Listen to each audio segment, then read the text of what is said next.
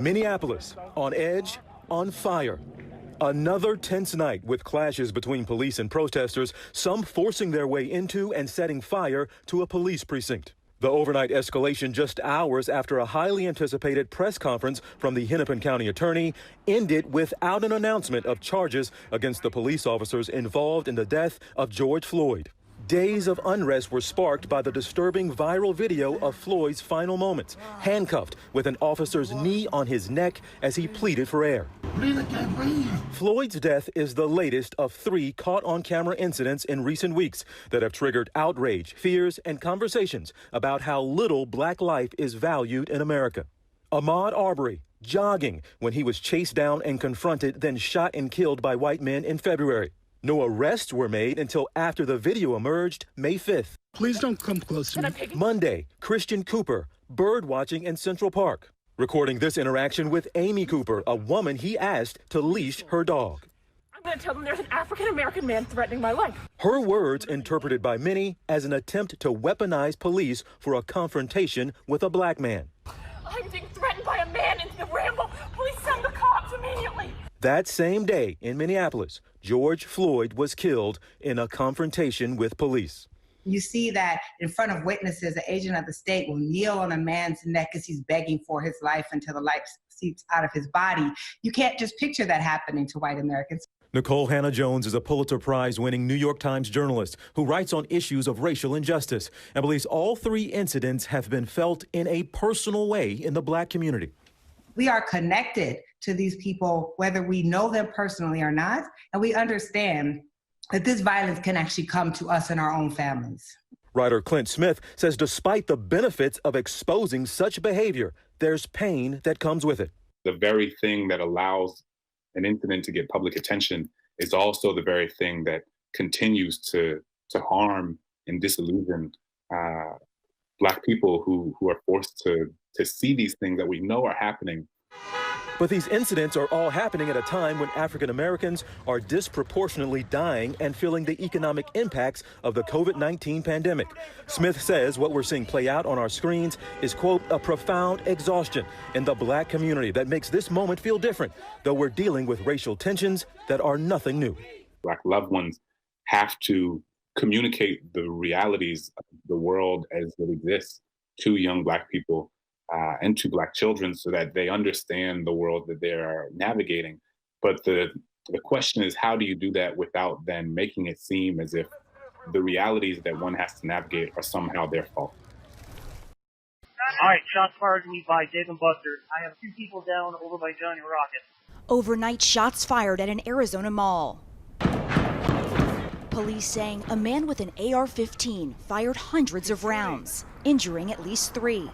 I have one with gunshot to the chest and another with broken femur. Officers searching the popular outdoor shopping and entertainment center near the Arizona Cardinals Stadium, finding the shooter, who's in custody this morning. His motive unknown. Our officers challenged that suspect and were able to safely take that person into custody. The Westgate Mall had been closed because of the coronavirus and just recently reopened stores. The pandemic very likely could have possibly been a lifesaver tonight because of the smaller crowds. The shooting happened right there. Police running, helicopters in the air. We're hiding in the back. Shoppers and employees hiding when shots rang out. This mother rushing to the scene after a frightening call from her daughter. She said, just listen to me. There's a shooter here. We're hiding in the back of the building. We have the guests that were eating here and all of the staff. I was on the patio when it started happening. I was bussing tables. I'm the only person that was out there, and I'm terrified. This morning, the residents of Midland, Michigan reeling from cataclysmic flooding after 2 dam failures. Buildings ripped from their foundations and floating away, forcing families who had been practicing social distancing to leave their homes. Mark Musselman and his wife lost everything as the powerful water tore through their home. I mean, it went so fast compared to how slowly it gained that you could sit there and just literally watch all your stuff going down the lake and over the dike, and you were helpless. Across central Michigan, scenes of waterlogged misery. This man swimming through chest-high water to see what's left of his home. Federal regulators had reportedly warned that both of the dams that failed on Tuesday were high risk. Regarding the dams, the state of Michigan is reviewing every potential legal recourse that we have. The National Guard stepping in, delivering crucial supplies and safely transporting survivors to evacuation sites where they must try to practice social distancing. Couldn't sleep at all last night, probably because wearing that face mask. Supposed to wear it. You know, they have sign in there to wear it, but there's some in there that still aren't wearing it. 45 years ago, supermodel Beverly Johnson made history, becoming the first ever black model to grace this iconic cover. It's every model's dream is to be on the cover of American Vogue. That's our Oscar. That's our gold medal. I get excited speaking about it to this day. It was a moment the fashion trailblazer thought would usher in big changes to the overwhelmingly white fashion industry. But according to Johnson, there's still much to be done.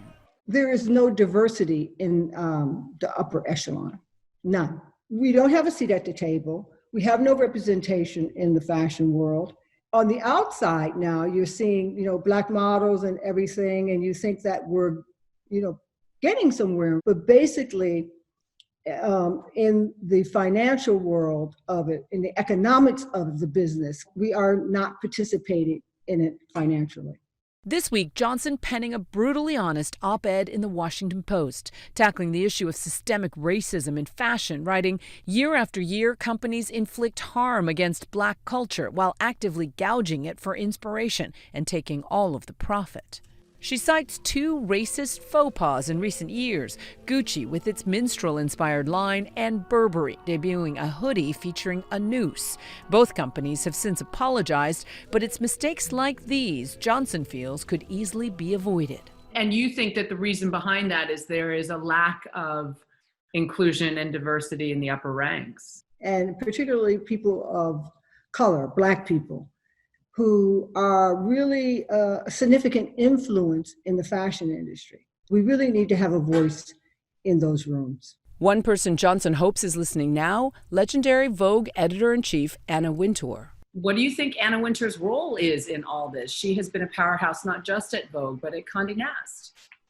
Well, she's the most powerful person in fashion, and she wields a lot of power. When I did this article, one of the things that I wanted to accomplish was not just, this is wrong and that's wrong. I wanted to have a solution.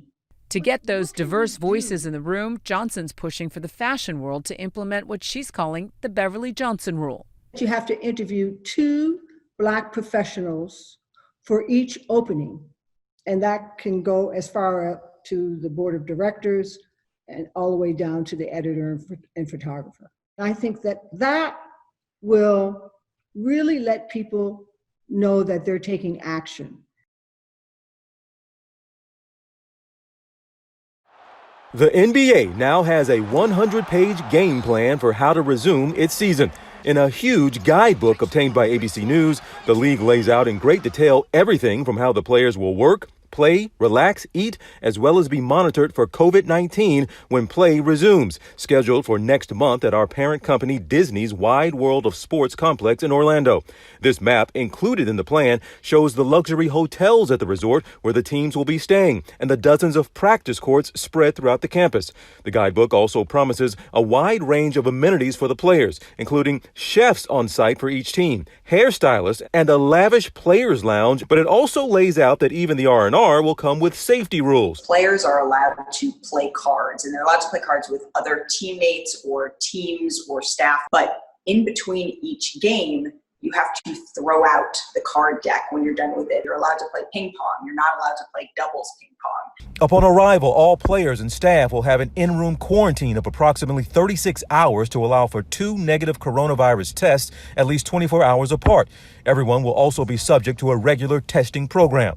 There's going to have to be consistent surveillance, on a daily basis to make sure that people who are negative for coronavirus stay negative. Because at the end of the day, it's all of our health that's at stake and the health of our players, our beloved players. Players have the option of wearing a smart ring that will keep track of vital signs and give off an illness alert that a player may be at higher risk or even infected. Good morning, America. We are the Sagos brothers here at Denona Rosa in Brooklyn. Serving up a little slice of Italy is all relative for Paul, Ted, Anthony, Peter, and Steve Sagos. We opened about like 6 years ago. We all managed different restaurants back in the days. You know, there's no better than family, you know. So we all have a little bit of talent in like each section, so it worked out perfectly. Since New York City became the epicenter of the pandemic, the brothers lost all of their catering orders and dine-in guests. Now they deliver and serve curbside and feed hundreds of our frontline heroes every week. Our father was like, you gotta feed the community. A lot of our clients, regular customers, like donated like 20 pies, trays of food. So that hit off real well right off the bat. One of their most requested pies, Nona's Vodka Ravioli Pizza. Their Nona's vodka sauce, start with a little vodka, of course. 4 ounces vodka, 1/2 cup chopped tomatoes, 3 cups of pomodoro sauce, 1.5 cups of heavy cream, 1 to 2 cups of Parmesan cheese, 2 tablespoons of olive oil, 1 bay leaf, salt and pepper. Pizza pro tip, let the dough sit for 15 minutes to soften, then assemble. We have a tomato base on the crust. We put our homemade raviolis right on there. The raviolis stuffed with ricotta cheese. And then we put a little vodka sauce on top, and we throw fresh mozzarella on there and shredded mozzarella. So you have 3 cheeses, you have a 2 kind of sauce, the tomato-based sauce, pink sauce, which is awesome. So you gotta get like pizza pasta in one. Enjoy, my friend. Cheers.